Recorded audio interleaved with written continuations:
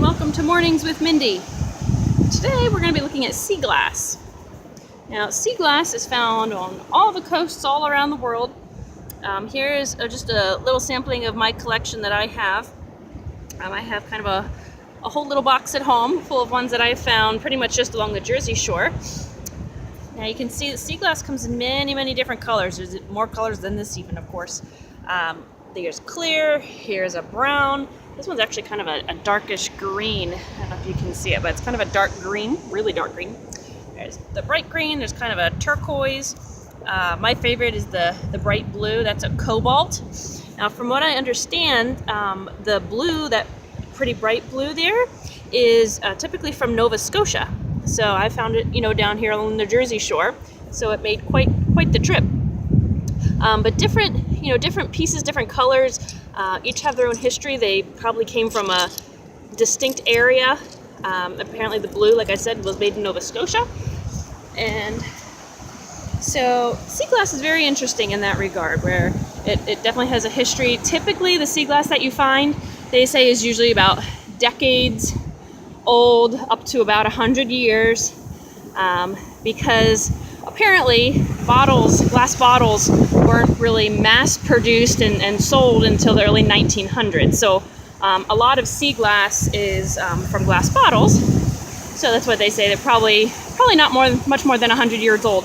But there are some that can be even from the 1800s. So there can be more than 100 years old.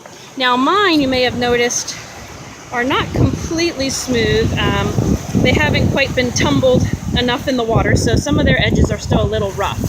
Ideally, the edges would be very smooth, and that's what collectors are looking for, or if you want to make jewelry, things like that.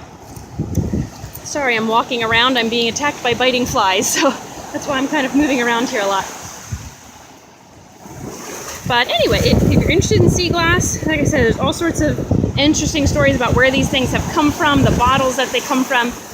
The bright red is very sought after. That one's hard to find. And of course, nowadays, so much of what we buy is plastic. There's not as much glass. So sea glass itself is becoming a little more rare than in the past, just because we don't make stuff out of glass quite as much.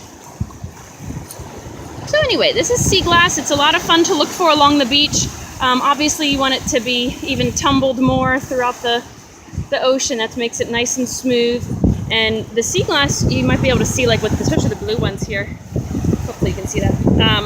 They have a frosted look just from being tossed around in the sand and whatever else it might have hit as it was going across the bottom of the ocean floor. They have a frosty finish to them. And that's how you can kind of distinguish true sea glass from fake sea glass. That's one of the ways.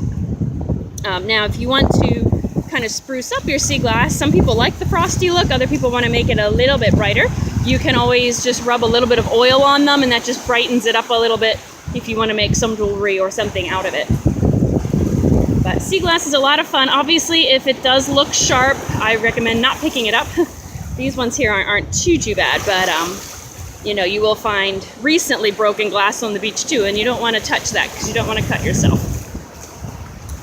But anyway, sea glass, lots of fun. If you ever find a bright blue one like that, or especially red, definitely keep it because those are highly sought after colors and they're very pretty.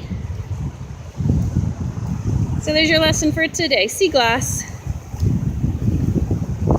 Have a great day.